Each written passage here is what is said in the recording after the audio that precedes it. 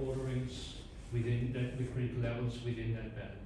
So critical band utilitarianism, you have an interval Q that's non-degenerate and bounded.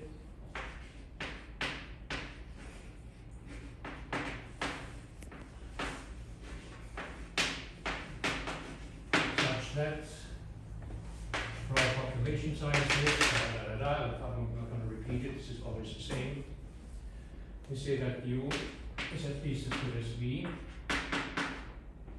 if and only if either the two population sizes are the same, and utilitarianism says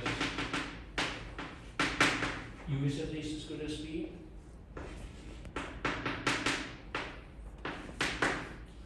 Or the population sizes are different, and you use the critical level criterion.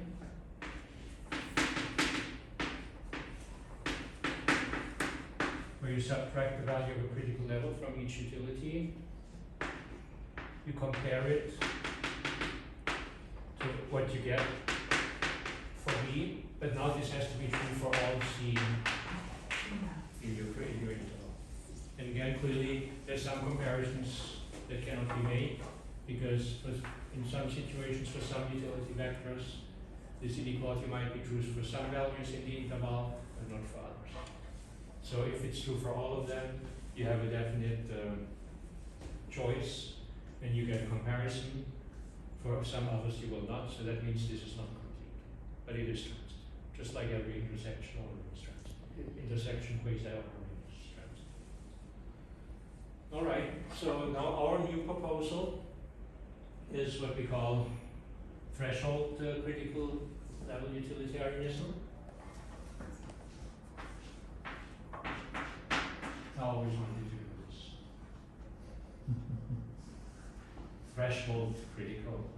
In case, no matter what you've been thinking now, that's what it means, and I'll stick to it. See how you, in case somebody's watching. I think it's legal here, isn't it? All right, threshold critical level utilitarianism basically says you have a threshold that you have to surpass or meet at least in order to make a comparison. And you also have to specify whether you have to just meet this threshold or you have to be above it.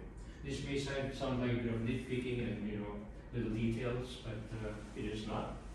Well, and even if it is, I mean, we're all theorists, we all have OCD in us, and you do too, you know me. And besides, it is important because the details that I'm going to write down are actually important to make sure we preserve transitivity. So basically, we start out with what we call the threshold function. Can you actually read this? There's not. I mean, it's a little dark in here, but you're all good?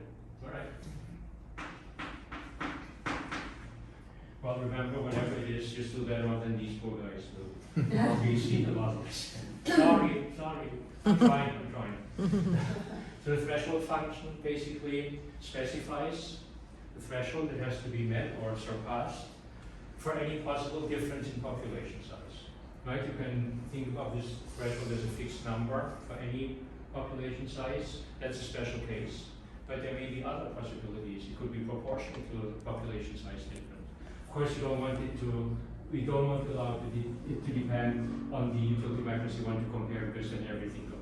Literally everything goes.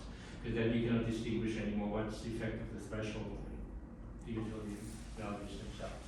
So our threshold function, call it H, is defined on N naught, the set of non-negative integers. 0 is included. That's the case when the difference is 0. That means the two vectors to be compared are of the same size. And we map into R plus, so the threshold is non-negative. That's what it typically is. Furthermore, we have a sequence of threshold inequalities.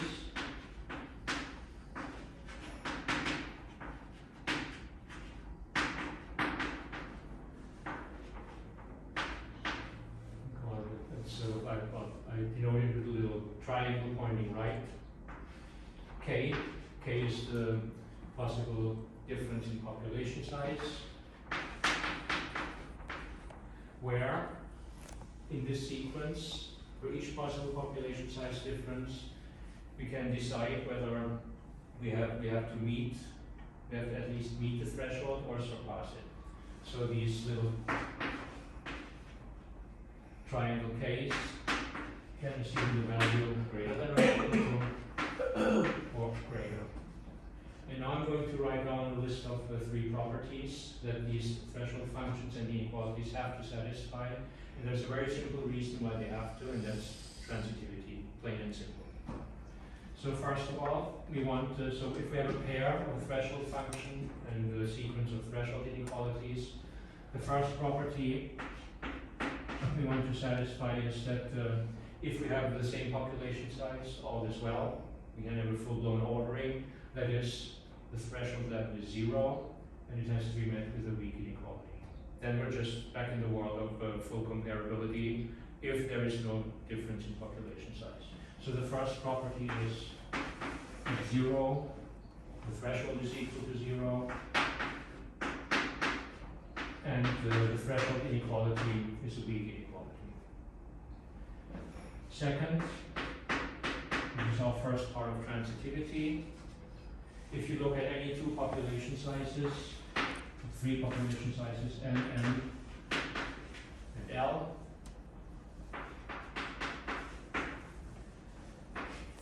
if you look at the threshold that you have to apply to two distributions of size N and size M, so this is just the absolute value, that's the difference. You add to this the threshold that you apply if you compare something of size M to size L. Then you have to end up with something that's greater than or equal to a comparison between the first and the last that involves N and LP. And again, this basically, you have to get this, otherwise you won't